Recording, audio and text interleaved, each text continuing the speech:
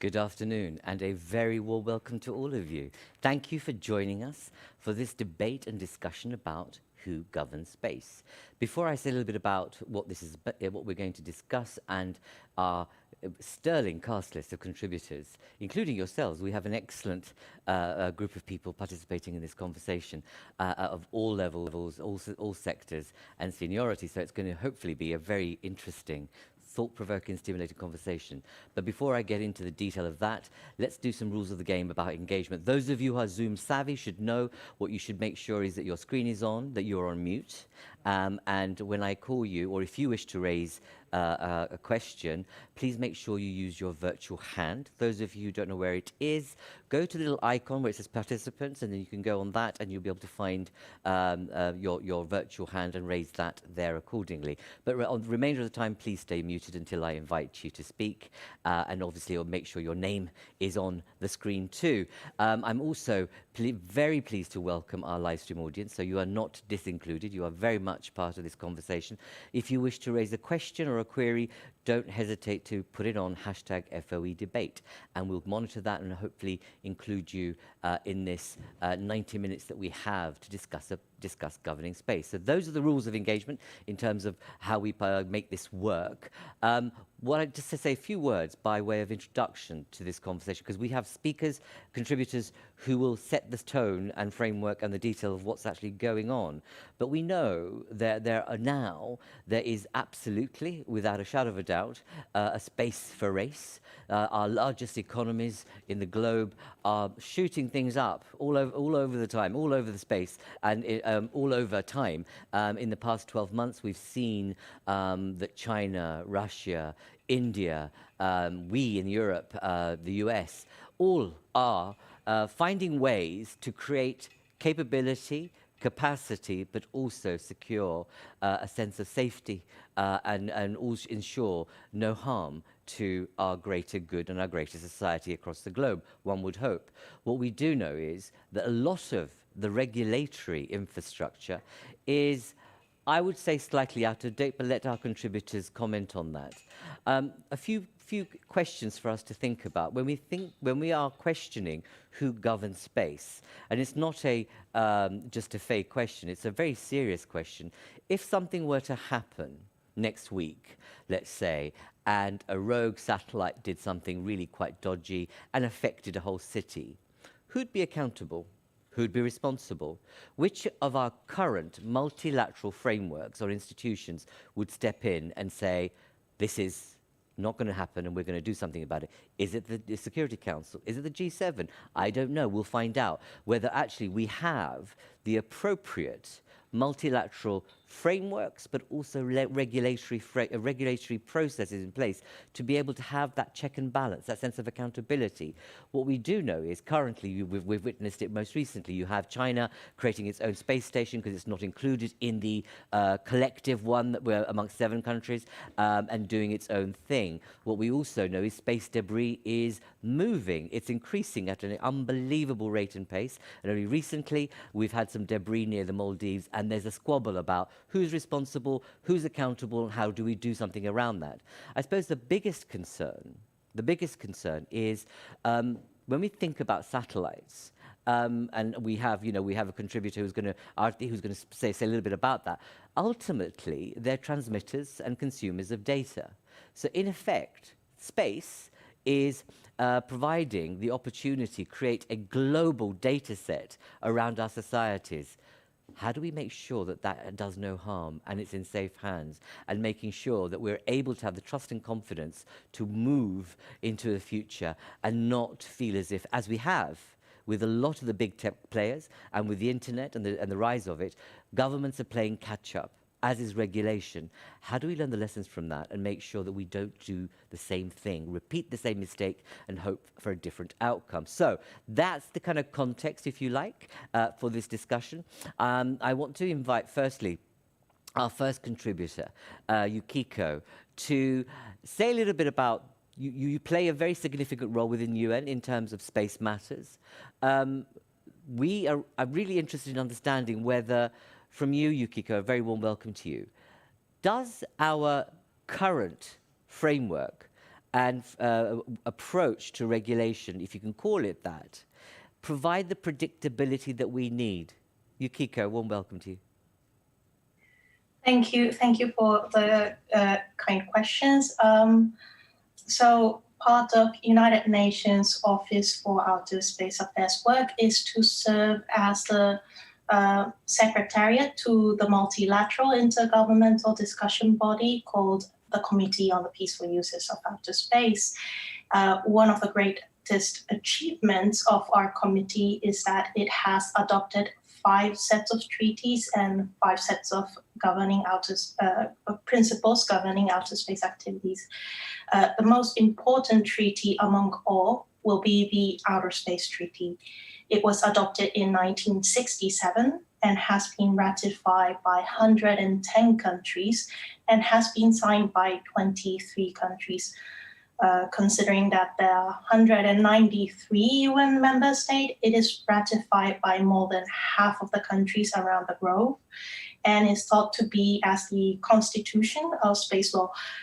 In 2017, a declaration was adopted on the occasion of the 50th anniversary of Outer Space Treaty. And from this declaration, you will also be able to find out that member states consider Outer Space Treaty as a key instrument.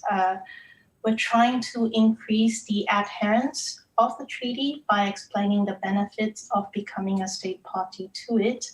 Also, in the declaration, it is recognized that the Outer Space Treaty comprises the fundamental principles of international space law.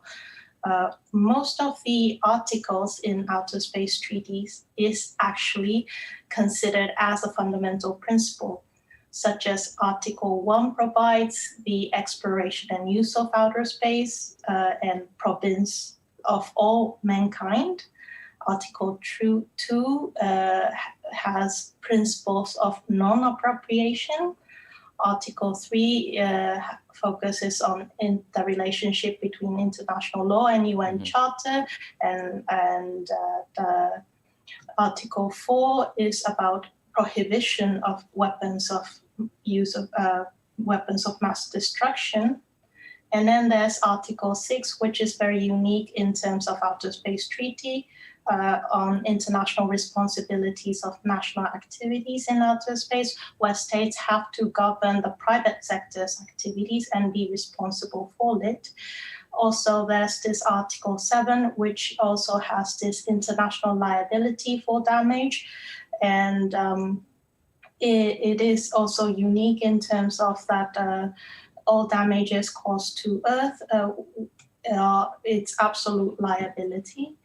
And then Article 8 is covering about registration of space objects. Article 9 is cooperation of mutual assistance and due regard to harmful contamination interference. This is Article 9, and then Article 11, there's information and notification. So member states has already a lot to implement through existing international space law and increase predictability. If I may, so out of the fundamental principles, I would say that one of the most important keyword is the registration of space object. So registration of space object has been a feature of international space law since the very early days of the space age. Registration of space object is the primary mechanism to ensure transparency and build confidence among states that space activities are undertaken for peaceful purposes. The primary benefit from the registration of space object to the international community is to provide timely notice of these jurisdiction, control, and ownership interests, so that if damage is caused by a space object, the owner of the space object may be easily found. The Outer Space Treaty requests states to maintain a national registry and links inclusion of its space object on its registry as necessary for a state to retain jurisdiction. Yukiko, I get that. So sorry to interrupt you, Yukiko. No, I'm really sorry to interrupt you. No, because this is all important stuff, right? But governance isn't a set of policies or treaties. Mm-hmm. It's not a destination. It's a living process that we need to be Mm-hmm. making to work all the time, okay?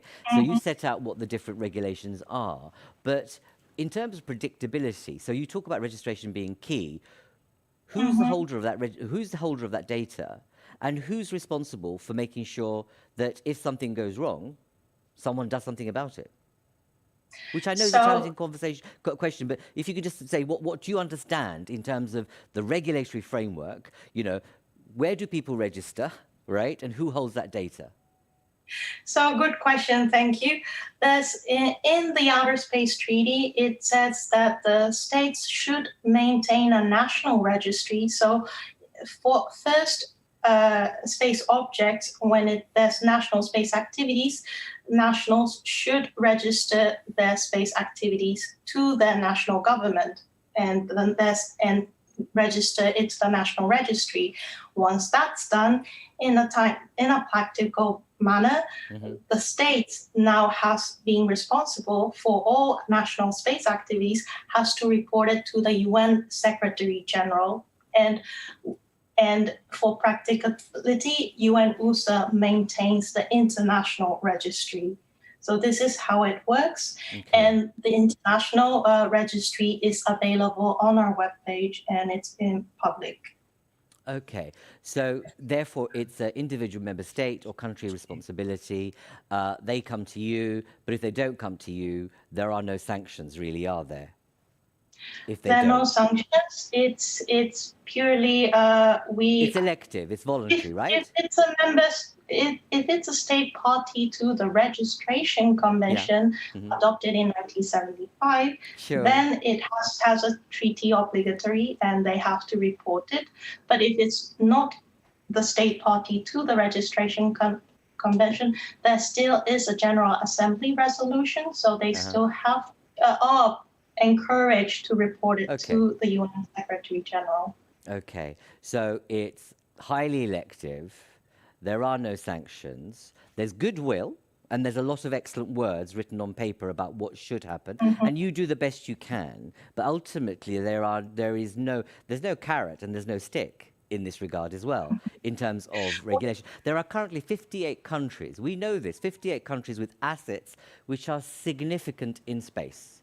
And what I'm hearing from you, and I do apologize, because I want to get to the heart of some of these issues, because we shouldn't, there's a lot of brain around this virtual Zoom room and live stream. Let's try to get to the heart of what we need to do and what we need to improve. But it occurs to me that we have frameworks, but there isn't a watchdog. There isn't a space watchdog, really.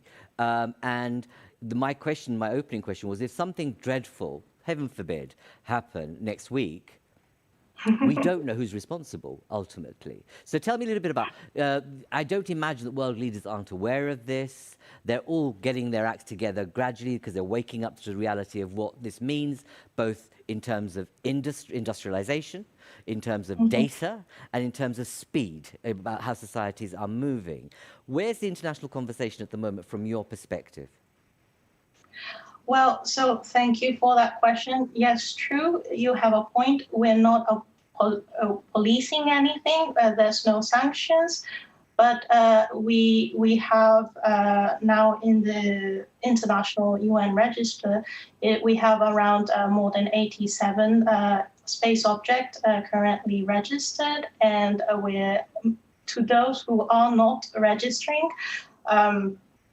we mightly, let's say diplomatically, or let's say mildly approach the countries to encourage the space object to be registered. Sure. Now, one thing about how to do this better, I would have to say that it is important for member states who are doing space activities to have a national space law, so that through their national space law, these international space law are implemented in the national structure. So if there's a national space law, and if there's a procedure of clear procedures, what to do in terms of when you are operating a satellite, then there will be sanctions under the national space law. So that is what we encouraged now. And we have been conducting a project called Space Law for New Space Actors, which we support member states, emerging spacefaring nations, to draft national law and national space policy to how do you say, better implement international space law and conduct a responsible national space activities. Sure. Yukiko, thank you. And I want to encourage everyone to make sure you use the Zoom chat. It's there.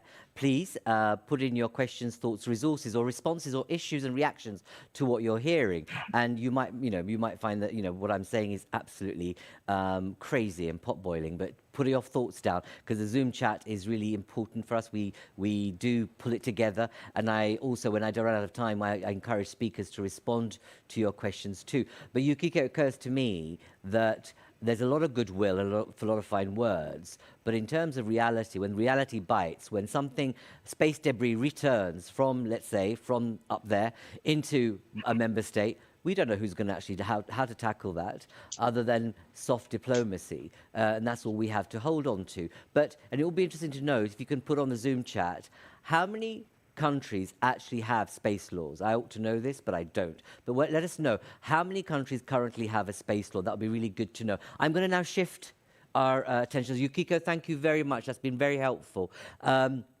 And my apologies, but I think it's important to kind of get to the heart of it. And I know you're in you play the role that you do very effectively, but it doesn't actually answer the question about, what happens and who's accountable, and whether we do need a different body or a body with the current bodies with better armor and capacity for those checks and balances which are essentially required. Let me move to Marco from the European Space Agency. As those of you who've read the information here, this conversation is part of Friends of Europe's brand new space program, Making Space Matter. This is our second installment. We had a European Climate Situation Room discussion a couple of weeks ago. Today we're talking about governance, and in the autumn we'll be talking about space as a common good. So keep your eye out, because this is going to be an ongoing program over the next 4 years, where we hope to really get to the heart of making space matter. Marco, thank you very much for joining us. You are, Europe's premier. You are Europe's premier agency, and some of your, shall I call it, your capacity and capability in terms of the different Copernicus, Galileo, etc., are world leading, and NASA even uses the data, etc., and so forth, from some of the capacity we have in space from Europe. Tell us, from your perspective, are the current multilateral arrangements and frameworks fit for purpose from your perspective? Thank you for the opening question. Of course, that's a quite wide and challenging question.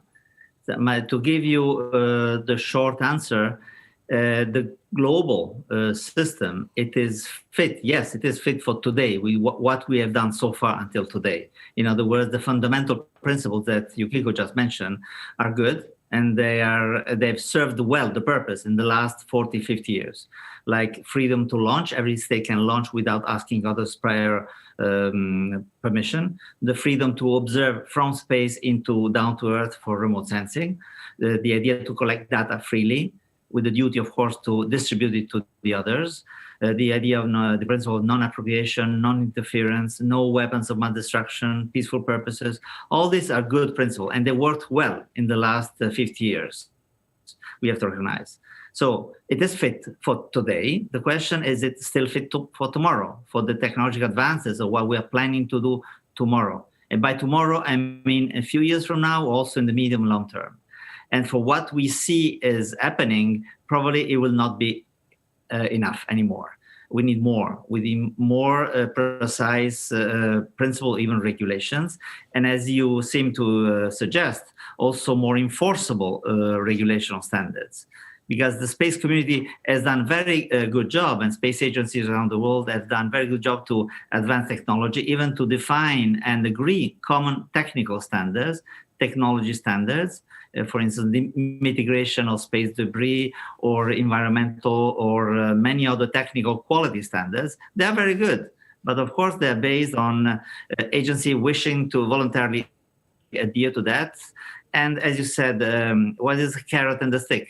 There are lots of carrots, I would say, around the world, because what Yukiko explained shows that many states are eager and willing to show that they are following the principles, because that's very good to show internationally that a space actor is behaving responsibly. And many states are reporting to the UN, are openly reporting about what they do responsibly, and they care about that.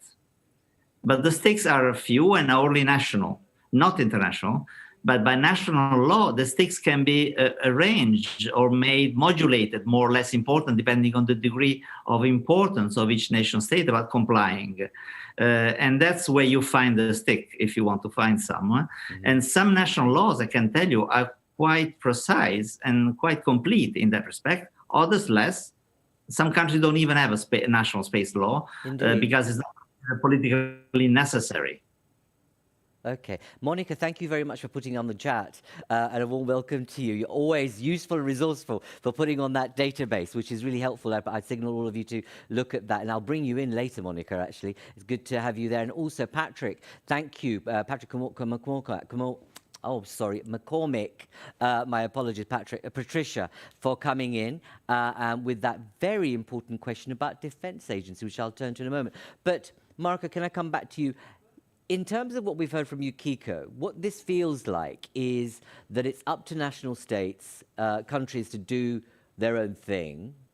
And in terms of a European structure, is there anything different to what Yukiko said in terms of a governance structure for Europe? Because actually, ultimately, space is infinite. So it's not one continent alone or one country alone. We know that. And, you know, if something from Germany lands on Greece, right? Who's going to do something about that? Let's say space debris. So my question to you more is about what is the framework of governance in Europe currently, in addition to what we've heard from Yukiko, if anything at all? Okay, sure. Your question contains 2 points. First, the international relation among states. You say, made example of Germany against and another country. In terms of space debris, it's simple. The rule exists. Actually, it is applied. And I'll give you an example where it's been applied and actually enforced. We call it a launching state, sending rockets or satellite into outer space. And the Space Treaty already in 1967 provides clearly a direct and strict liability in case of damages provoked into another state who receives the debris on the territory. In that case, there's no doubt. The rule is very clear. The launching state is totally, unlimitedly liable for the damages. And this is specific to space. Imagine even the aviation sector, there's less level of liability and about that. So space, that is quite clear. Mm-hmm. The system is complete and enforceable. There's been one case where many years ago, like 40 years ago, Russian satellites fell over northern territories of Canada and create some amount of damage because there were some sort of radiation batteries on board. Well, the Soviet Union at that time paid all the damages because there was to be a claim, a very well legally substantiated and justified claim from Canada, and it was made good by the Russian paying for the damages. There was an agreement on that. So that's an example that in case of debris, whatever happens, there is somebody liable. It's among states. So if it falls in your garden, you have to address the claim to your country that will claim it to the other one, and then you will be reimbursed of the cost. Indeed. That one works. Indeed. Of course, we have very few cases in history. Exactly. And also, we don't know. Let's be honest with each other, shall we? That actually, in terms of the our knowledge of where debris is happening at the moment, no one's really got a global handle on that, have they, really? So we don't really know as much. We have the high profile issues, like we've just heard about the debris, near the Maldives. We've also heard most recently what happened in the States. But, we don't have, let's say, an ongoing sense of this sense of where debris is. And also Patricia's very interesting point about, I wonder if the European External Action Service, NATO, etc., are thinking about that very important question of, defense assets as well, because it's central to that agenda. But before I want to bring you in again, Marco, about Europe and its desire to, or can it be a space power? But I know there's some folk I'd like to bring in who are there. So I'm sorry, I know you haven't got your hands up, but I'm still going to pick on you. Graham, are you online? Graham Turnock, Chief Exec of UK Space Agency.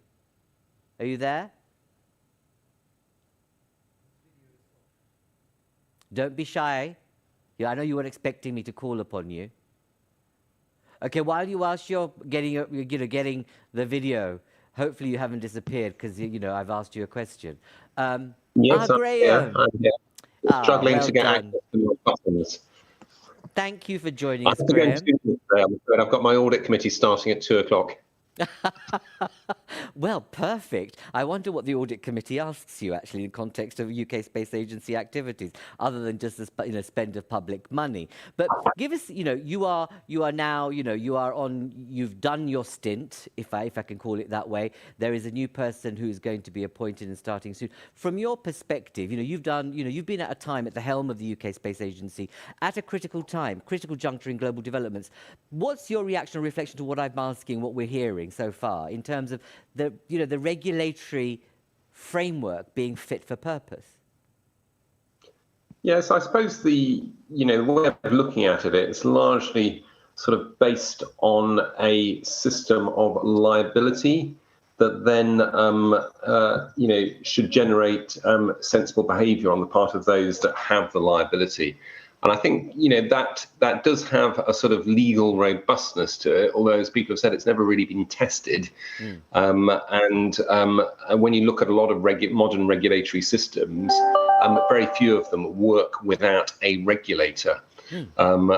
So, very few are based purely on a set of liabilities, responsibilities, and ultimately, legal jurisdiction. So I think that is something we have to consider, whether there needs to be a regulator for space. So that would be my main observation. Okay. And in terms of, the sense of, so you can, I hope you can say this, you're saying, yes, there should be a need for a regulator, but do you have a sense of, is there a kind of, like you have the Five Eyes on the defense side, are there arrangements in place between the big guns, if I can call it that, to say we're going to keep an eye to make sure we can do something if something terribly goes wrong? Have there been those kind of conversations between countries about the safety and security dimension? Especially, I mean, given what UK's role has been, its kind of excellent intelligence service and its kind of protocol with the international agencies. If you can say something a little bit about, do you think are there processes in place, or do we need to tighten that process up more? Not just the regulatory watchdog, but something more. Is the UN and NATO going to be able to deal with this some of these scenarios? I mean, so obviously there is the Committee on the Peaceful Use of Outer Space, and that's a very active process within the UN. And there are all sorts of discussions there, looking at, say, the long-term sustainability guidelines, the approach that one should take to removing, or at least removing the possibility of debris being created in the first place. And then the other area of collaboration that we're very actively involved in is the European Space Agency's work on space safety and security. So a new program, in fact, was initiated at the ministerial meeting in Seville a year and a half ago, and will include a mission that will actually take a piece of live debris for the first time and remove it from orbit. So stuff is definitely happening, and I would say those are the two most active areas of collaboration that the UK is involved in. Okay. I will have to go now, I'm afraid. No, thanks, Graham. No, thank you. I'm glad I picked you on time, and thank you very much for engaging. I want to go to Masami Onoda from the Japanese Space Agency as well. Just take a very different perspective, if I may. Again, I'm picking on you. I hope you don't mind. Your video's off. If you could put your video on.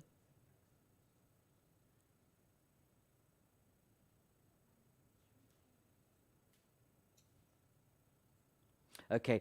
Masami, hello. Hello. Welcome. Thank you for joining this conversation. And I hope, I'm glad we have you from the Japan Space Agency.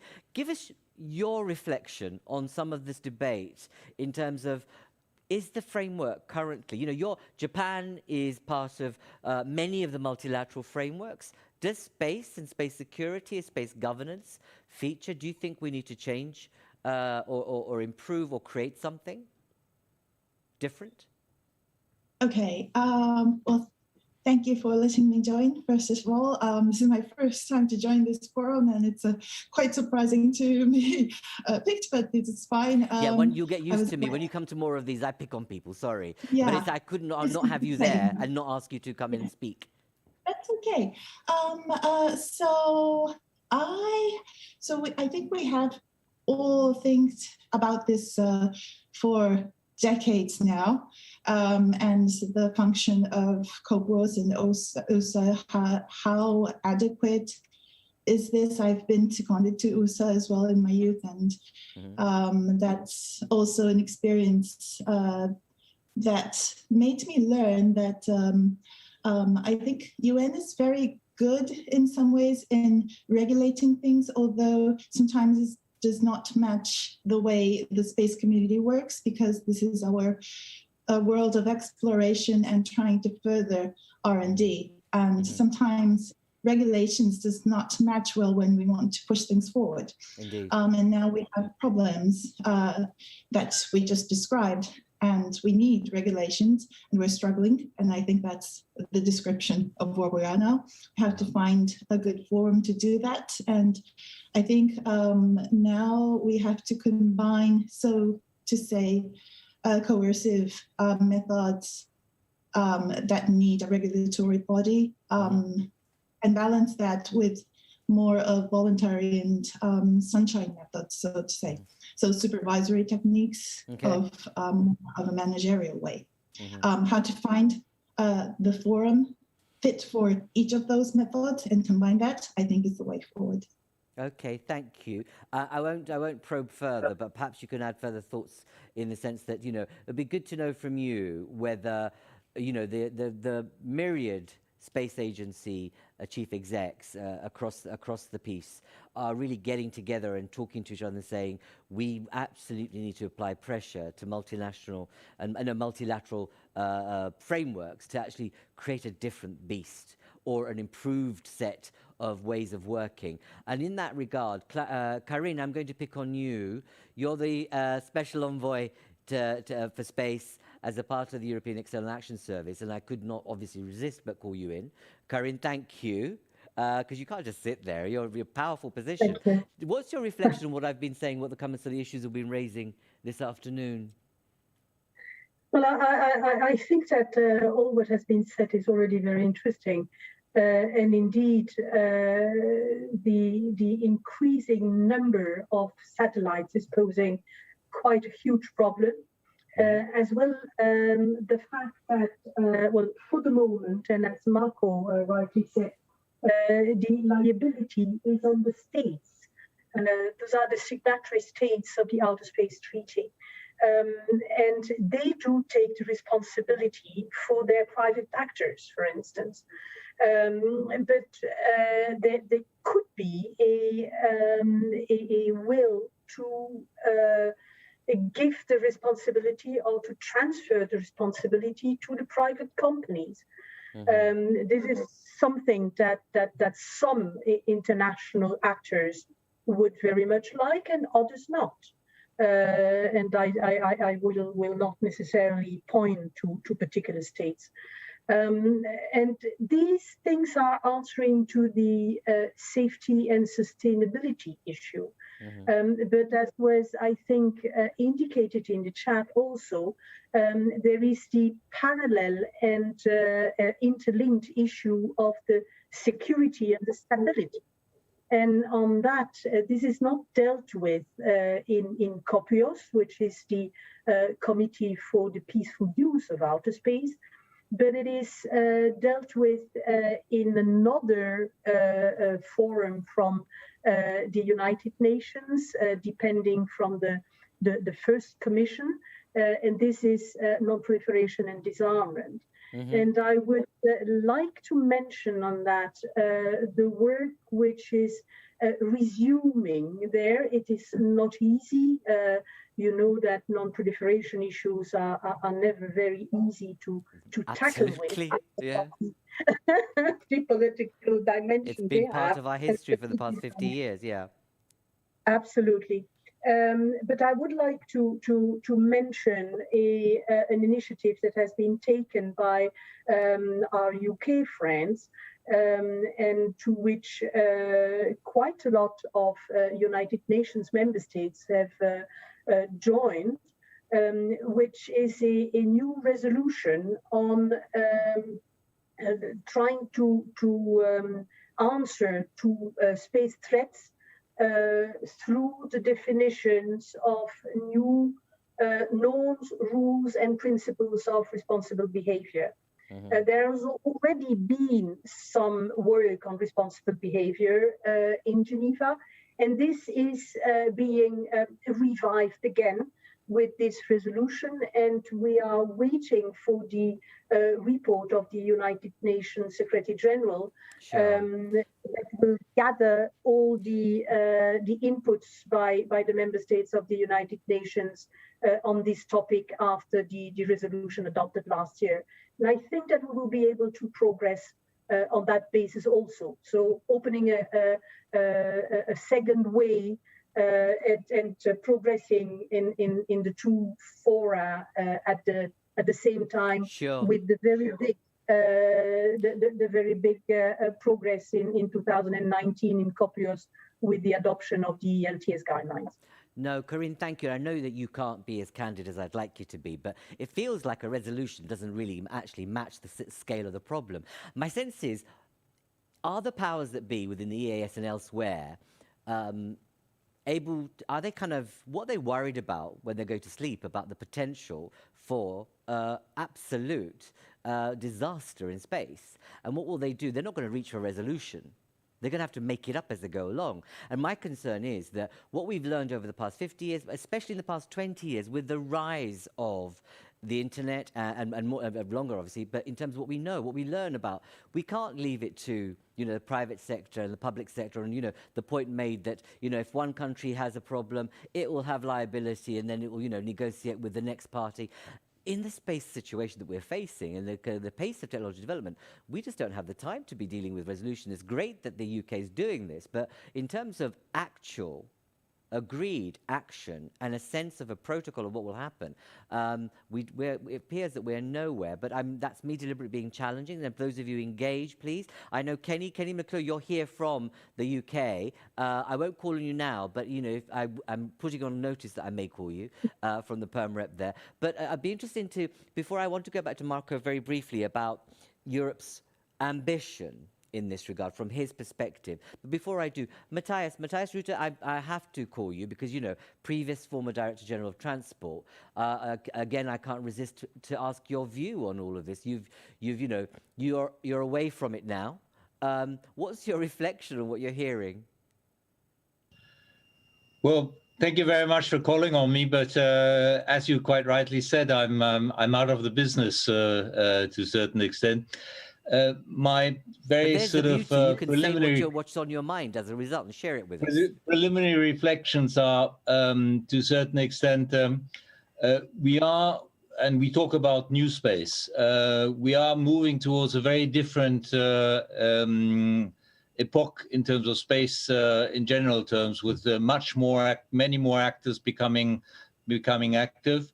In transport, we obviously had a number of United Nations specialized agencies like ICAO, like IMO. We have the Office of Outer Space, obviously, but is there at some stage a place for reflection on a new treaty which actually sets up also a specialized agency, United Nations agency? A question. Okay. All right, thank you very much for that.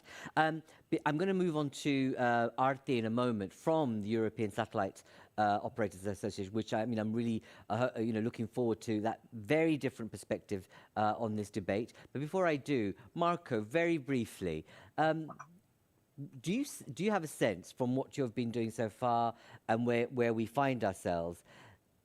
Does Europe have what it takes to become a space power, or is it too late already? Never too late. Europe has a lot of capabilities and technical people, laboratories, ideas, industry, a lot of things. But this has been used so far, growing up more on the base of state initiatives on a multilateral system like ESA or UMESET, not with the idea of European space sovereignty or European space power. So it is a lot of work. ESA program cover all areas of space technology and exploitation. With the European Union flagship program, Europe is stronger and stronger, and we wish that. These are our objectives. But these have not been thought so far with the idea of becoming a world power, because Europe has not, or at least not yet, fixed as an objective to become a world power. As a space capabilities, excellent ones, even leading some areas like Copernicus, Earth observation, leading some sectors, but not with the political idea to dominate outer space so far. Okay, great, thank you. Now, it's interesting you should say that. I'm going to cut right back into asking Aarti. Aarti, very warm welcome to you. Hi, thank you. Thank you for being with us and joining us. You've just had, I asked a very pointed question about ambitions and space power. You are an association that almost sits in the kind of eye of what's going on to a certain extent on a number of levels. We have a commissioner, Thierry Breton, who's, I suppose one might say, up the game on space to a certain extent, right? Everything he's saying, the money that's going in, the parliament having kind of put resources behind it, agreed resources behind it. Do you think, what do you see as the opportunity for Europe to create a competitive advantage? And again, have we missed the boat? Sure. I think the EU's ambitions in space are really well illustrated by Commissioner Breton's initiative around the EU Constellation for Secure Connectivity, as you've said. And the motivations behind it are very much to make sure that Europe doesn't miss the opportunities that are presented by tomorrow's data-driven digital economy. And that is something that the US and others have rightly realized that satellite is inherent to. I think one, because digital divides are just no longer tolerable. And secondly, because in order to unlock the new mass markets of tomorrow, like connected cars, you need connectivity everywhere. And there is a very clear realization that only satellite can guarantee that these things will happen. So satellites are absolutely unique and essential to collect and distribute data all over the world, as we know, whether it's connecting remote assets and populations, whether it's driving the use of sensor networks for IoT, climate change, early warning, enabling next generation mobility services, including in the sky, just being reliable backups for critical infrastructures, or even ensuring effective security like at borders. So against that background, I do see a few opportunities for European leadership in space. And I think the first one is to bridge the European digital divide and make a significant contribution to broadband for Africa as well. Mm-hmm. And that can be done by leveraging satellite. In the EU, we're only talking about 5 million European households. So it's achievable as long as there is a will to put the right policy framework in place. The second opportunity is to give the planned EU constellation the best possible chances of competing on the global marketplace by making sure it's driven dynamically, flexibly, and fast. That means asking operators, satellite operators, who have a proven track record of running operational programs to lead with their existing know-how, their expertise, and their ability to react quickly. And I think that is a really important point. I think the third opportunity to lead is in the field of space traffic management, which is something that we have been discussing and which is absolutely critical right now. So here the EU can develop its SST, space surveillance and tracking capability, to do more monitoring, developing new capabilities to support emerging missions. We can think of in-orbit servicing, getting more operating entities to feed data into it, but also sharing its data with non-EU entities who have the same objective, and making sure that non-EU entities can feed their data into the European system as well. Because you cannot have regional space traffic management. European satellites today are parked next to Middle Eastern satellites or next to American satellites. So risks in space are not regional, they are global. So leading here really means bringing actors, including non-European actors, together in a way that makes a tangible contribution in a global context. Great, thank you. So from your perspective, you know, when we were speaking earlier, there's that sense that there's the data of nearly 500, 600 million people being generated at an incredible pace every second, every day.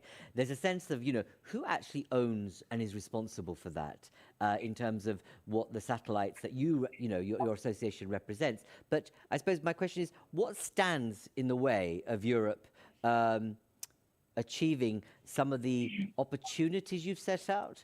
And from your perspective, that critical issue that ultimately space data is about our society now and into the future. Our digital societies will become fundamentally rooted through that capacity and flow of information. So what's your reaction to response to that?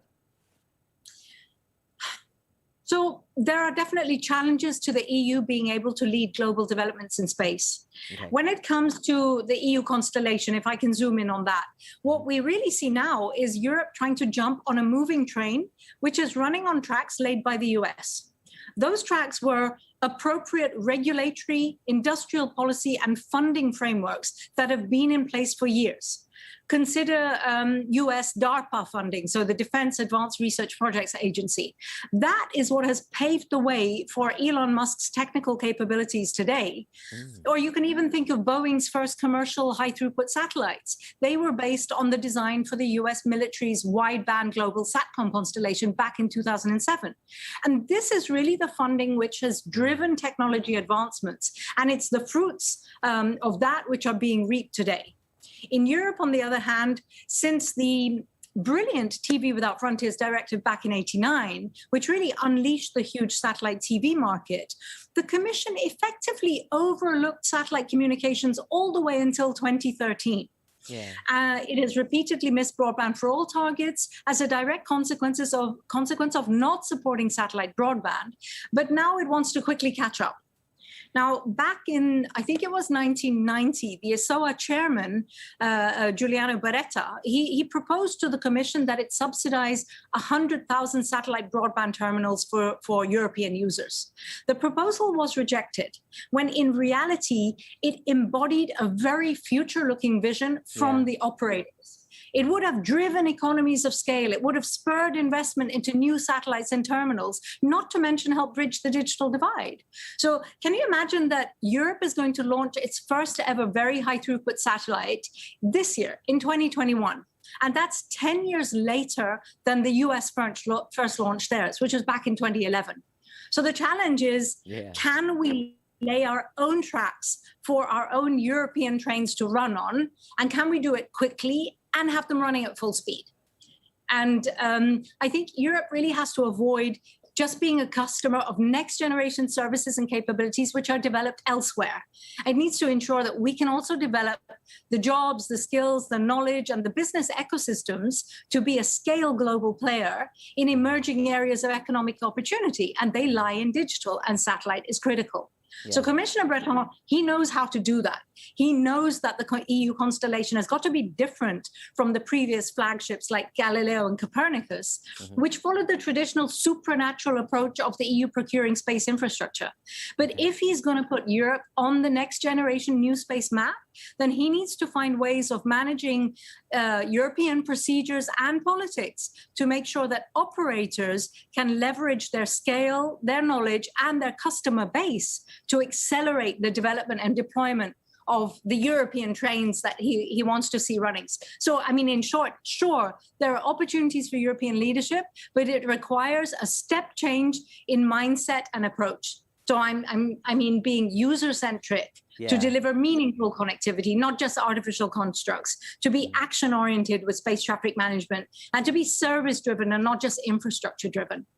Aarti, that's extremely helpful. But what you're saying is that we're kind of a decade or more out of date.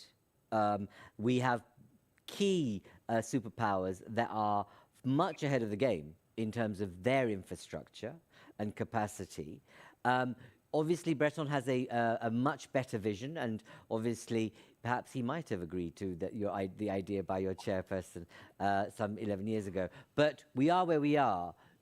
From a satellite operator's perspective, and what you see, do you see that? Is there any real chance of catching up with the others? Because otherwise, we are continuing to be consumers of capacity and infrastructure and data transmission and connectivity, either from the US or China.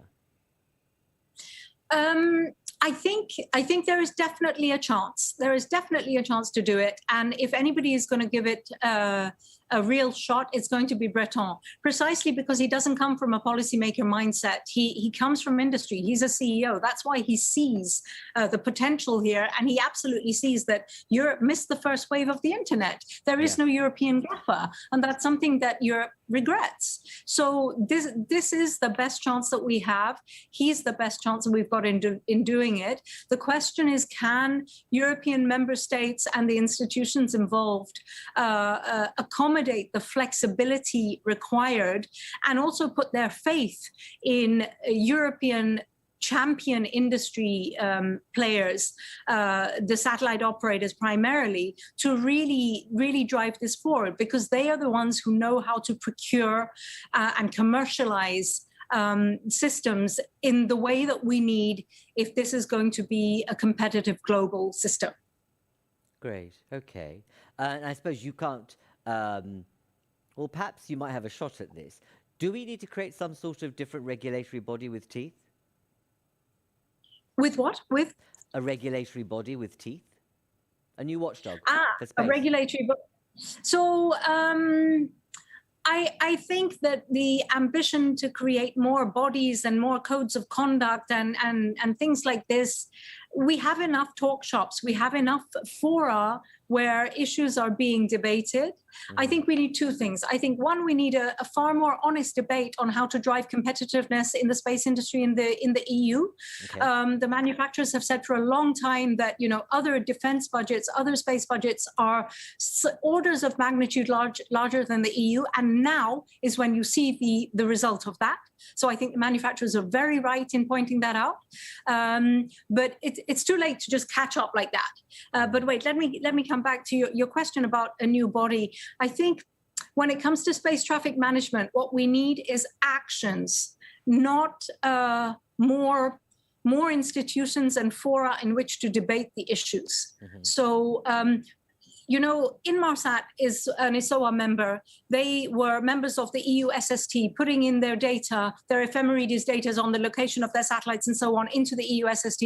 They now have a 1-year grace period during which they can continue to do that, which makes no sense at all. No. It cannot be European space traffic management for European companies. That is not how to do it. So for me, it's not about setting up bodies. It's about taking the right actions.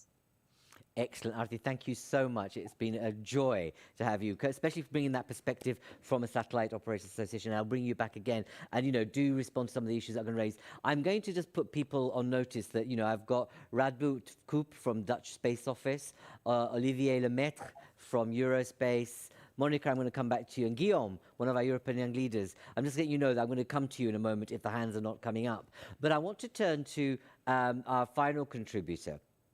And someone who can speak his mind, an academic of great note. Stephen, it's great to have you with us. And I suppose the question I've been asking all along, is our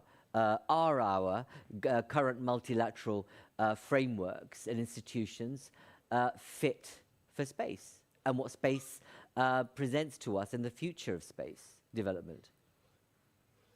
Thank you, and greetings from Australia. So where it's 11:30 in the evening, and it's just wonderful listening to this fantastic discussion. Great question, and there's been such a rich discussion already. And what the rich discussion has shown is that space is complex. There is no absolutely one-size-fits-all silver bullet that's going to answer all of the questions. So is it fit for purpose? There's good news and there's bad news. Let me give you the good news first. The good news is we have, as Marco and Yukiko particularly have said, a set of principles that we've had for as long as many people have been alive, for the last really 60 years since Sputnik went up, because the principles were negotiated even then before the treaties, that have served us really well. Space, notwithstanding all of the issues that now come up, space has generally worked in the last 60 years. It's delivered incredible benefits for everybody, which is why we're having these discussions, which is why it's important that Europe, but not only Europe, all parts of the globe recognize that they need to adapt and develop their own technologies to utilize those benefits. So space has given incredible benefits to all of us. It's so helpful now. For example, I saw in the chat some discussion about climate change. Space assets are an incredible tool that we're using that are helping us in the ideas about how we're going to address climate change, for example, but it does so much more than that.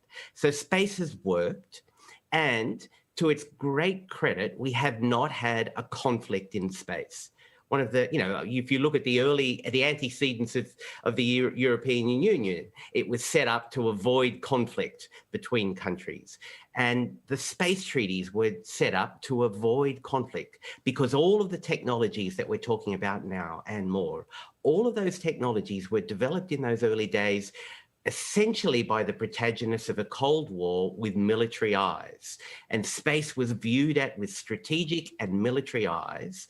And there was a great danger that things would go awry. And so the treaty system, the governance system, the UN system, all of that, even though, as people have quite rightly said, sanctions are not necessarily enforced, but that whole system has safeguarded it and taken us to the point we are now. Good news. Okay, what's the other news? The other news, as you've all heard, is the technology is racing ahead. The complexity of space grows. It's no longer just a military area. It's no longer just a political area. It's highly commercial, and we're hearing that from what Aarti is saying. It's highly scientific. It's about culture. It's about religion. It's about civil society. It's about heritage. It's about so many things. And so as we move forward in this era of incredible technological change, where there's new actors, new ideas, where we can do so much more in space now than we ever could have contemplated, 60 years ago, but even 10 or 15 years ago, we need to ensure that we don't go for quick fixes. I know industry wants certainty. I know that people want to know what the rules of the road are and what the sanctions are and how far I can get away with or not, so as I can move forward. But on the other hand, this is an area where you really need to hear a whole range of different voices beyond what we've traditionally heard. We've traditionally been listening to diplomacy and politics and military, more lately commercial, but the commercial industry probably doesn't have as strong a voice as it should in the way that future governance structures. So what we need to do is build on these principles that have served us really well, that have avoided the unthinkable, and move forward. And there is a solution. There is a solution that will work. I mean, of course, people have said, well, there are sanctions, but they're not enforced. But that's not unique to space. If you look at most regimes where there's international law, and there are a lot of rules in space, it's not the wild, wild west, as some people have said. But in a lot of areas where there is international law, the rules exist. They're not enforced because there's not the political will for a state to actually take an action against another. And things are, if you'd like, resolved on the margins. So it is with space, but we clearly are going to get in areas where if we continue to think with a mindset that space should be dominated, or we need to be the leader, or it's us against them, or it's totally competitive. Clearly it's competitive and will remain so. But if we think of it in those binary terms, then we miss out on the real potential. The potential for, in a sense, moving forward is the recognition that, notwithstanding all of the tensions and the competitiveness and the chest beating and more that we see around us terrestrially in these geopolitical times, when you really boil it down, the major spacefaring powers have far more in common than they do in differentiation. What's that commonality? Aarti talked about it before, and Marco did, and Yukiko.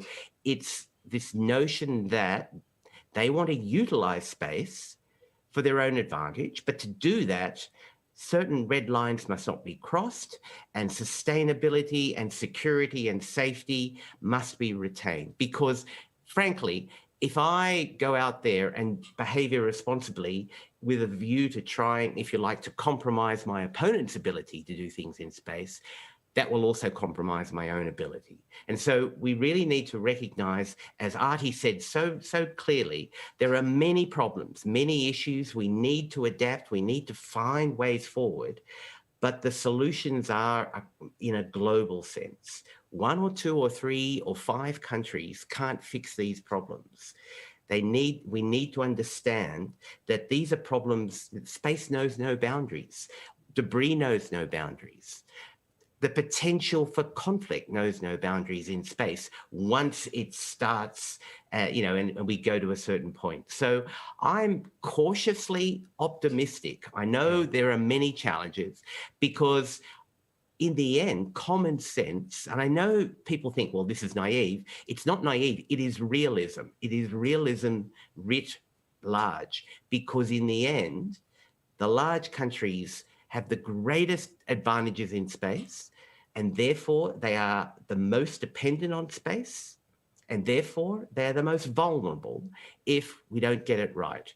And so we need to recognize that, notwithstanding that there are, of course, technologies that around which we just need to be very careful. If we can now do 3 or 4 or 500 things in space, at some point, we need to work out, well, perhaps what are the 300 that we should be doing?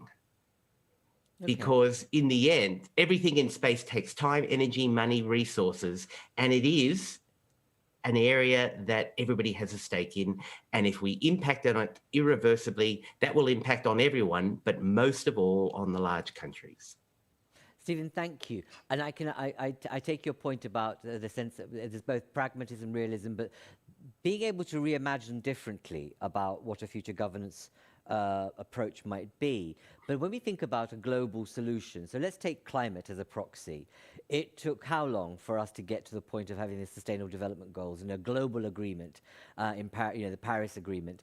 And even now, at this stage, we know that a lot of those commitments are elective. There are no sanctions. Yet our climate has, since the time of those agreements, has got worse, and we're finding it difficult to find that sense of, let's say, camaraderie or peer pressure to do the right thing. And my sense is that, do we actually have the luxury of time to wait a decade or so for a global agreement that helps us to have the right checks and balances, the right carrot and the stick, where, something happens on someone's backyard and we expect that, the big guns will sort it out amongst themselves? And I know I'm deliberately being, provocative in that regard, but I think our times necessitate it to a certain extent, because given what our experience has been in the past 18 months, in terms of both the economic crisis and the pandemic, we know Earth observation could have a huge impact on climate, disease, etc., and so forth. But we also know there's a massive security dimension, and also we know that in this current territory, there are no sanctions. At the moment, we don't have a Scooby on who's registered and who's not. We have a register of sorts, but no one's actually being forced to do it. And the UN is, doing its job really well in terms of it's got an office, it's got people registering, and there's soft diplomacy all over the shop. But ultimately, if something were to happen next week, hopefully not, the equivalent of our 9/11 or something like that, who'd be in charge and who'd be accountable for that? And that's my question, I suppose, in terms of, it's not just about the security dimension, but there's everything there about space as a public good and who's accountable for it. Let me kind of, I'll give you time to think about that and come back to it, but I'm going to bring the voice of citizens in. We have a 6 million people citizen platform debating Europe. And space is obviously a lot of interest to our citizens across Europe. I want to kind of read out some of the questions that they've posed. We have Ariadne, who says, why don't we have more European billionaires investing in space? Should Europe be trying to encourage more private actors in the space sector? Tony says, investment in space exploration is well worth it because it delivers practical knowledge, scientific insights and benefits to industry on Earth. It's not all about prestige. How can we better sell the idea of space as an economic investment? And finally, we also have from Tony, is that NASA's 2021, ESA, you're going to like this, Marco. NASA's 2021 budget is almost 4 times greater than ESA's. I would love to see the ESA's budget at least doubled with money from the EU's economic recovery plan. What could the ESA achieve with that kind of money? So there you have it, Marco. These are what some of the thoughts that our citizens have from a range, and that's only kind of a chunk. There are loads of comments about security, safety, climate change, etc., exploration, you know, being able to have equality up there as well. So, Stephen, you want to come back to me? Thanks. I just wanted to answer your question. You're absolutely right. We don't have the luxury of a lot of time. And, you know, in the end, it may be, unfortunately, that some disastrous thing happens, 2 major satellites collide or whatever, that will galvanize people into action. So you're absolutely right. And I'm not saying we have to sit down and work out, you know, a formal agreement between people. But what we need to do is make sure that the mindset, people were talking before about a changed mindset. The mindset of space has to be directed towards the idea that, sure, we get as much out of it as we can, but in a sense, the sum of the whole is much better than individual parts trying to really say, well, it's up to me, it's up to me. So you're absolutely right. Time is not on our side. Time is not on our side, but there's so much at stake that you can bet your bottom dollar that a lot of people are trying, you know, there's a lot of discussion going on about how we're going to fix this. And there's technologies being developed for debris. We're now working out rules about resource exploitation, which, you know, threatened in one sense to be an area of real conflict, you know, so now those discussions are starting and so, you know, we're slowly moving on. But Marco made a really good point before about national law. National law is important because that, you know, we've got countries recognizing that on the one hand, they have to ensure that they don't go too far and make space an unsustainable place. But on the other hand, as we've heard from everybody, every country wants to encourage their industry, wants to encourage commerce, entrepreneurship, and expertise. And so we're now finding countries are authorizing under their national frameworks activities that may be good for the country, but in the longer term and not necessarily good for the global outlook about what space is. And so we need to change a mindset, but it's not easy. I'm not saying this will happen tomorrow, but the conversations need to be had because in the end, you know, everybody has got a lot to lose. No, absolutely, Stephen. I take your point. And I don't imagine for a moment that, you know, responsible people and leaders are not thinking about this. It's about...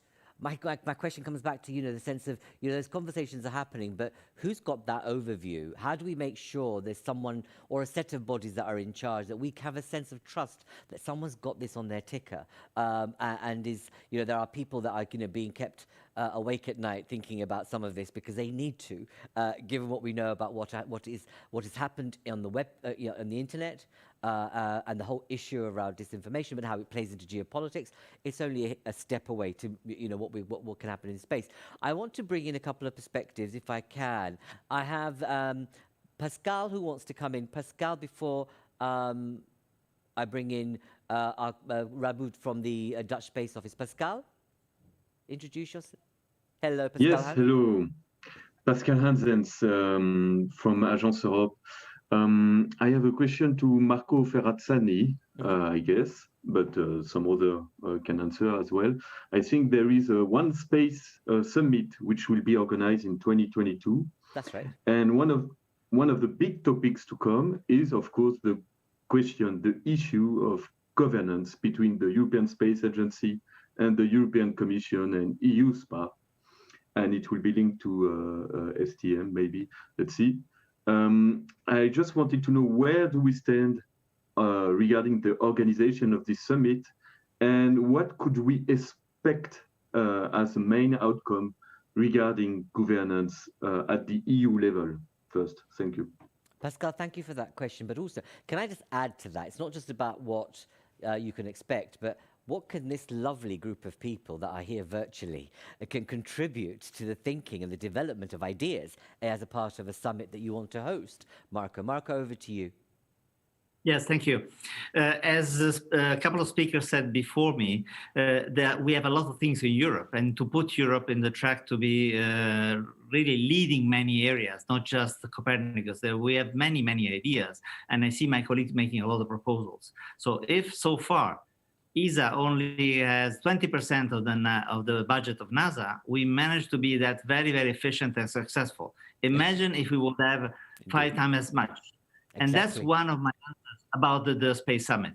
The idea is, and if you read Agenda 25 from ESA, is that we have many proposals being prepared. I see them already. And the other day, some colleague of mine says, but they're all great. They're wonderful. Europe has so many ideas about digital twins and how the world will evolve, and many things that we can do space. Offer that to Europe and to the Europeans. So the idea of the summit is both breakthrough programmatic ideas, new programs, new flagship, including STM in Europe and for Europe, for the Europeans, and also a convergence in governance, which is have an understanding at the level of head of governments and states that ESA and European Union have to work together. We're now in a few days, just next Tuesday, signing the famous framework cooperation agreement for the financial commitments next 7 years. But beyond that, go into a more coherent, homogeneous, integrated system of space in Europe, where states, ESA, and European Union all together work towards this kind of objectives. Today we have separate budgets, separate timing, 7 years European Union perspective, ESA optional programs, ESA mandatory on 3 years. We have to give the Europeans, the operators, industry, the colleagues of Aarti, a structured approach to a better planning, budget availability, higher, better planned, better structured, with clear objectives over the long term. And for that, we need both a budget increase, but also a governance method, which is more structured. Just to give you this history, we are here, and Europe has done a lot for space. We have a lot of capabilities because of the result of the last 30 or 40 years, where basically member states were developing capabilities among themselves multilaterally through ESA, with the ESA programs, and now with the European Union on its own. We have to come together with all these things and have better tools, better investment, and also that's our job, to make so that the new ideas, the wonderful ideas, and the services are brought to a decision-making system that makes them possible. And this is the objective of the Space Summit. We will have so-called ESA-owned intermediate preparatory meetings at the end of November at the level of governments, and then the summit in the springtime. And then the European Space Conference about ESA programs in the end of 22. So these are the 3 steps that you will see we are planning, filling with program proposals, ideas, and methods. Exactly to bring Europe to the expected level you were mentioning of a world leader in the space area. So we have a plan for next year. No, of course you have a plan. I can well imagine. The issue, I think, is about the political will to support your ambitions, the budget to be able to do it, and to lead international cooperation and dialogue with purpose and seeing space as the thing for the future dynamic of Europe, but also the globe in the next 10 years. And that requires upping the ante politically, doesn't it, to a great extent? And I'm probably overreaching myself, but it'll be great to know if this wonderful audience that we have, this group of people who are in the virtual room, who are kind of significant players, have an opportunity to influence and suggest ideas for your summit and your steps next year. So I know I am overreaching myself, but if you have a reaction to that, do let us know, because I think it would be a great opportunity to have this grouping help shape some of the dialogue and perhaps provide some contributions. Or, you know, one of the outcomes of this could be that, you know, 15 or 20 of you want to get together in a room and say, actually, let's design a new regulator. What would it look like? How should it behave? You never know. I want to be, in the last 10, 15 minutes I want to get some quick fire reactions from people who have been there in the audience, some who have put their hands up, but some who haven't. Let me go to the Dutch Space Office. Are you still there? I hope that you are, Radboud. Koop? Yes, I'm still here. Hello. You've been very patient. Thank you. I'm really keen to understand what your reflection is on this debate. What are your thoughts, views, and, you know, some of the reactions very briefly to what you've been hearing? Yes, of course. First of all, the Netherlands is, of course, a small country in space, although we have some strong assets, especially in astronomy and atmospheric research. But indeed, I think we agreed to the need to modernize the governance regulations that are in place. And actually, we do have long discussions already in the Netherlands. And some ideas that we have been discussing in the past year relate to aspects that might be interesting to take into account for such a summit. First of all, in the existing regulation, space is actually mainly regarded as a territory. And what we have been thinking about is that maybe it would be interesting to take into account also that space is not a usual territory like airspace or ground space. It's a very specific territory, and infrastructure in that territory behaves rather differently, actually fundamentally differently from infrastructure on the ground and in the air. And we believe this might have to be taken into account when talking about new regulations, because space infrastructure is not so much in control as other infrastructure. So this is an issue that we discuss. This also relates, for example, to space is not only filled with objects, but the connections between the objects and from the objects to the Earth are much more important nowadays also. And also the vulnerability of these connections is a very important issue also for the Netherlands, and that might also be taken into account. And finally, the third point that we have been discussing is the importance of the data, especially in the Earth observation sector. The data that has been coming to us and being used, there are two aspects. First of all, the big data aspects of Earth observation that is being used nowadays in all sectors of society. How to regulate that, how to govern the sensors, but also the data itself. And then finally, also, of course, the economic value of that data, because in the Netherlands, we regard very much the biggest added value of space is not in the space sector itself.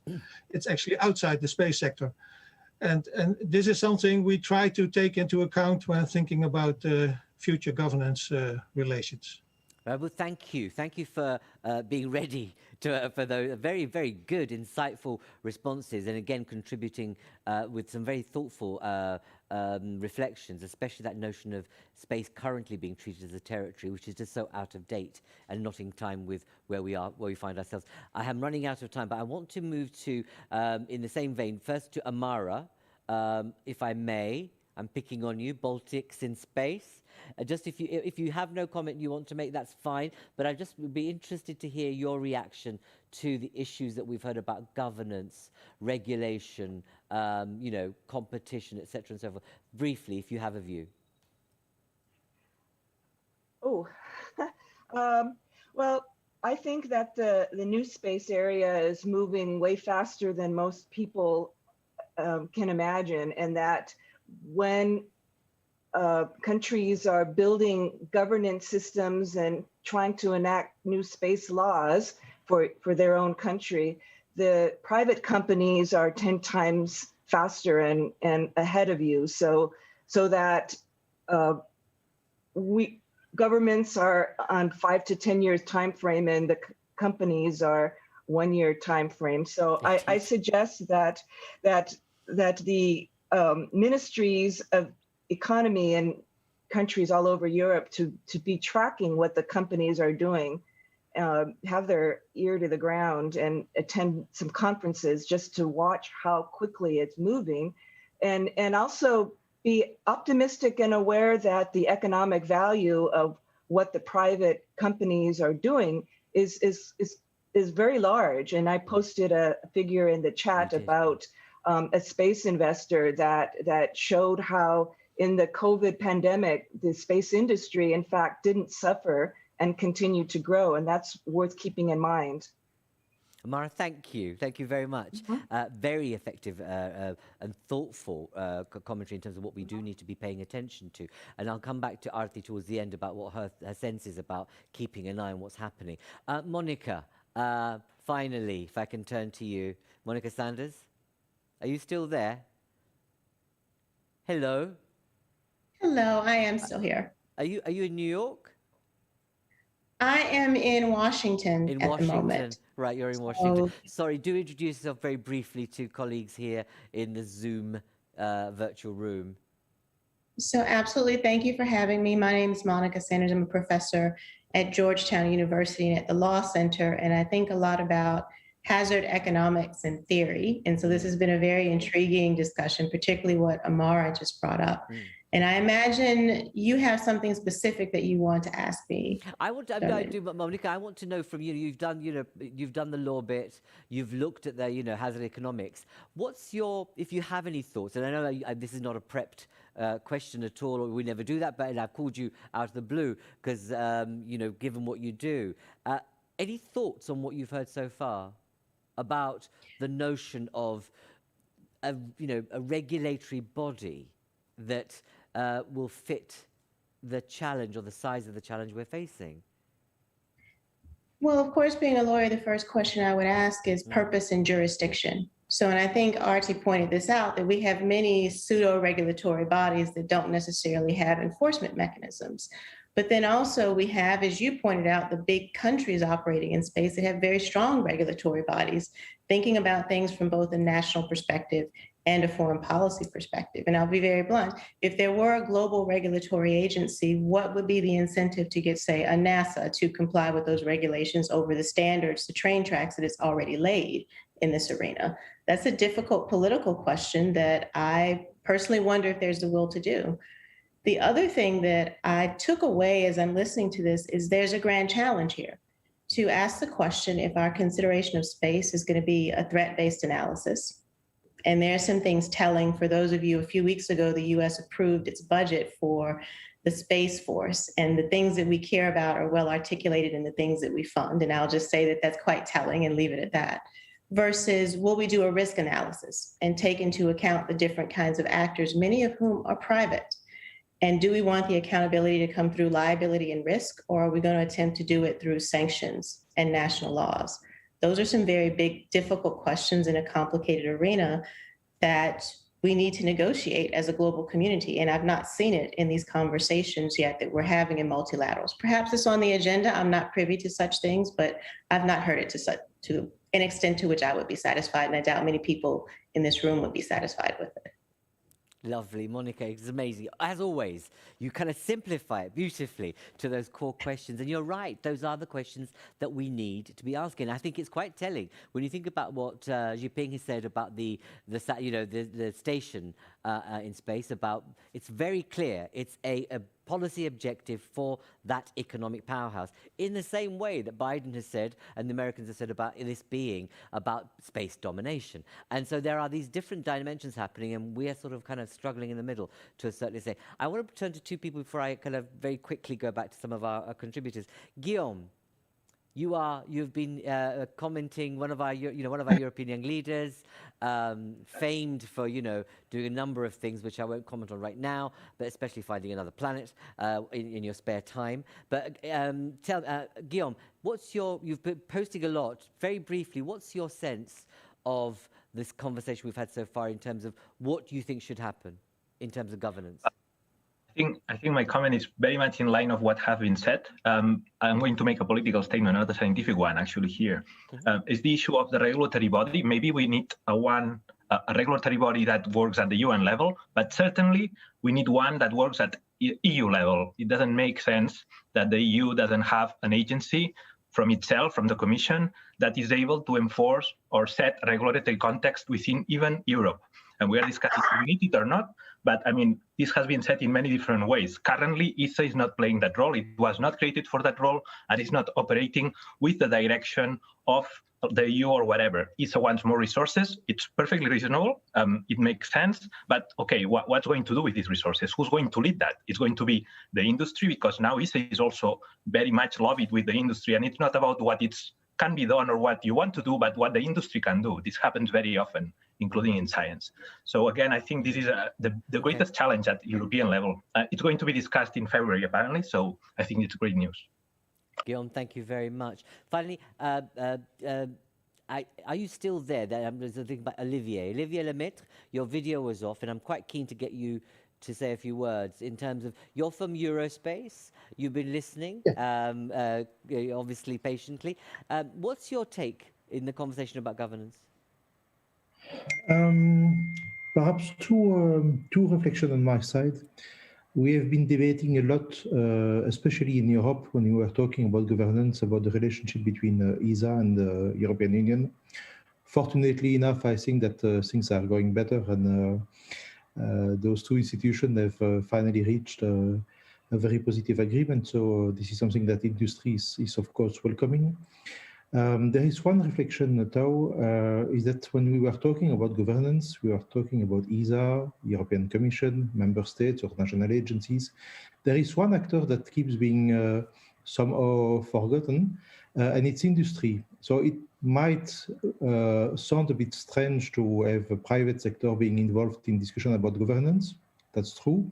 On the other hand, especially in Europe, the space sector is actually making nearly half of its turnover on its own. So it's the only place in the world, I would say, where industry relies on the open commercial market for 40% of its turnover, meaning actually that the private space sector is existing thanks to its capacity to be competitive. And therefore, we consider that perhaps involving better the private industry to discussion about the way we are doing space in Europe might be a good idea.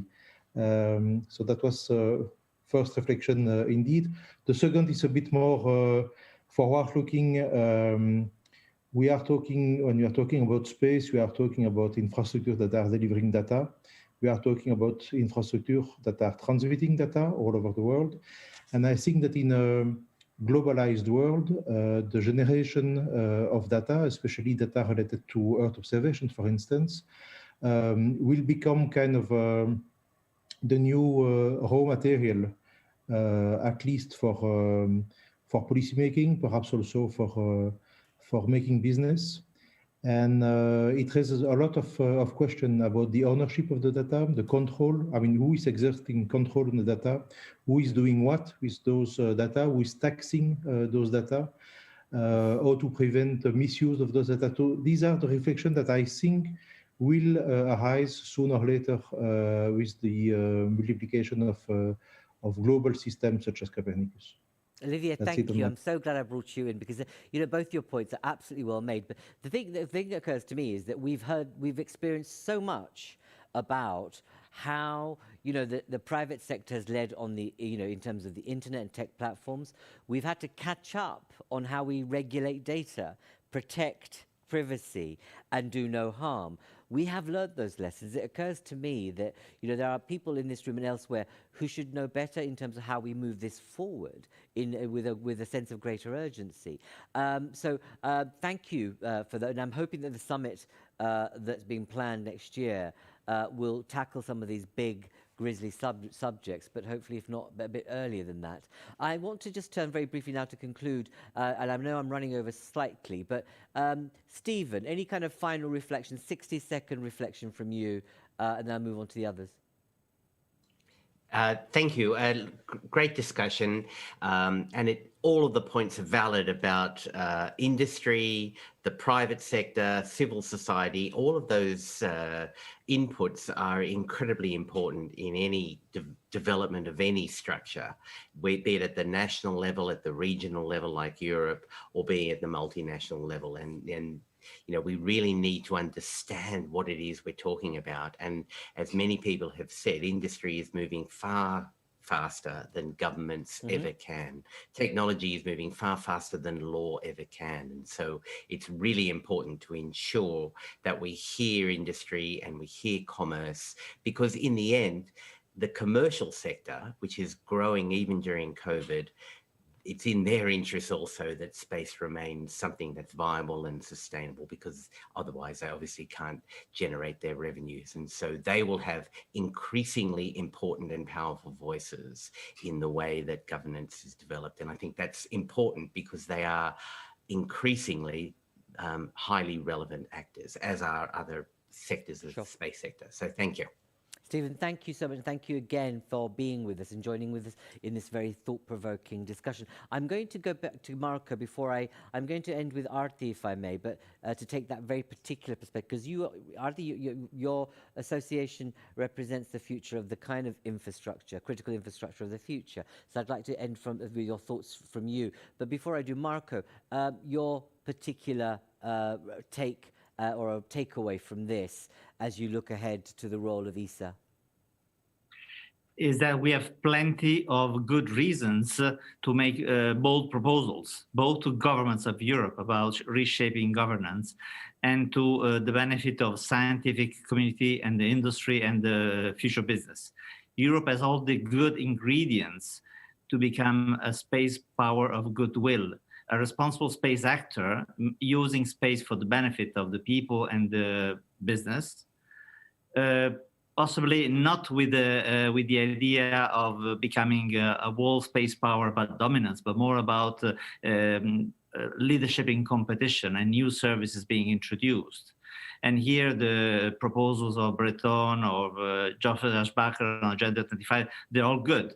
And actually, when Europe gets things right, like the case of Galileo and Copernicus, which were initiated by ESA and brought to fruition by European Commission, they become a leader in the world. So we prefer the word leadership than space power, because it's more with the European values and standards to deliver excellence. So stay tuned. We have a plan, November this year and then spring next year, because we have a long way to go and we are preparing it. Thank you, Marco. Thank you very much. And much appreciated that commentary. And obviously, we will continue to engage with you, obviously, as a part of our joint endeavor, which is Making Space Matters, which is our new program at Friends of Europe. Aarti and Yukiko, I'm going to I know that we've spoken. I'm not going to come back to you because I know that you have been very clear about the fact that this is also a listening exercise. But if you do wish to come in, I'm more than happy to bring you in terms of, because I know it's challenging for you to, if I say to you, right, okay, do we need a new governance framework? And I know that you are constrained by your particular structure. But Aarti, if I can turn to you.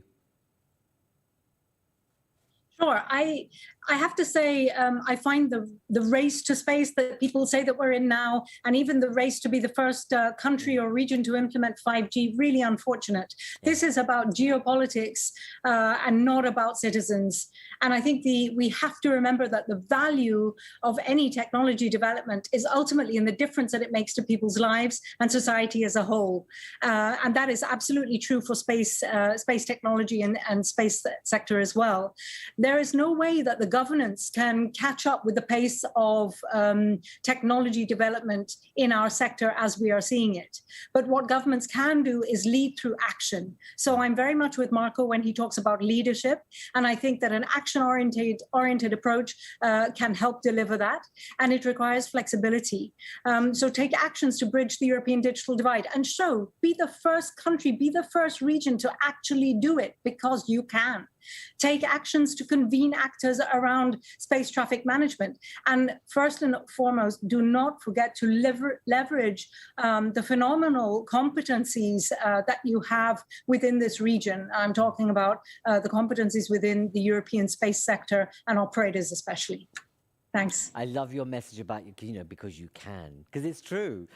Europe can convene. It can do all of these things if only it had the political will or that sense of urgency, because basically we know that Elon Musk and Bezos are planning at least 10 years in advance. That's what they do. And they have got the muscle and the political power, but also the economic power to do things very quickly and with gusto, and are almost kind of can become very pervasive, which I hope that we are conscious and cognizant of. Yukiko, you wanted to make a final comment. Thank you very much for giving me the floor again. It was very interesting and very wonderful experience to listen to all these discussions. And yes, it's in terms of time, it's challenging, but we shouldn't rush into conclusion. And as everybody has said, we have to include the voices of all actors, including industry. And I believe we also, in regional discussions, also important, but in multilateral discussion, we shouldn't leave out the developing countries, emerging spacefaring nations. And in that sense, I also would like to make a point that Europe could be the leader to enhance more cooperation in terms of supporting in legally supporting what the best practices were when developing national space law. So I would like to thank the audience once again, and thank you very much for the opportunity. Yukiko, thank you very much. You make that important point about, it goes back to what Marco was saying from the European Space Agency about Europe is nothing if it's not about its value base and its overriding purpose in being a value setter as well as a market maker, but very much about the values and principles that are enshrined in how the operation and the fundamentals of Europe. And there's something about being able to use that in its role to support developing countries and the developing world also in this regard, but doing things in terms of its international foreign relations very differently. But what we don't know is whether space figures. And that's my concern. I think there's a sense that there's a need for not only catch-up, but for leapfrogging. But you can do that based on, I think the very wise words I want to reflect on is what Aarti just said about making sure we're focused about citizens and not being about a race, but about and leading to a conversation about how can space be a public good. But the points that were made by also Monica about governance, those questions need to ask. When we've got the current multilateral systems and frameworks in place, which we know don't have the bite or the sanctions in place for something going wrong in the very near future, but what will NASA and others do in terms of play by the rules of a new book or a new institution? We'll see. Time will tell. Thank you all very much. This has been a really excellent debate, I have to say, at least from my perspective. I hope you think so too. As I said, this is part of our Making Space Matter program. We will be having another big conversation, as I said, about space as a public good in the autumn. If you want to have more information about our program, want to join it, want to become part of it, provide input into how we develop our next steps, don't hesitate to contact us. Please do. You know where we are. And I just say to you that next week, if you are interested, we're going to be having a very interesting conversation, a debate about the resilience of Europe. What does it take in a digital, climate-challenged world and Europe? What do we need to do to think about resilience of people, processes, and systems? So if you want to join that discussion, please do. It's next week on the 22nd of June. All that leaves me to say is thank you all very much. You've been fabulous. It's been really interesting. And forgive me if I have been too challenging, but, needs must on these occasions. And it is an agenda that is so important. I just wish that we got a grip and we're able to have the political leadership and the whim to be able to move on this, because you can just see what might happen if we don't. But thank you all. Thank you, our contributors, and take care and see you again very soon. Mind your distance and keep safe. Thank you very much. My name is Dharmendra Kanani, one of the directors at Friends of Europe and chief spokesperson. See you again very soon online. Take care. Ciao.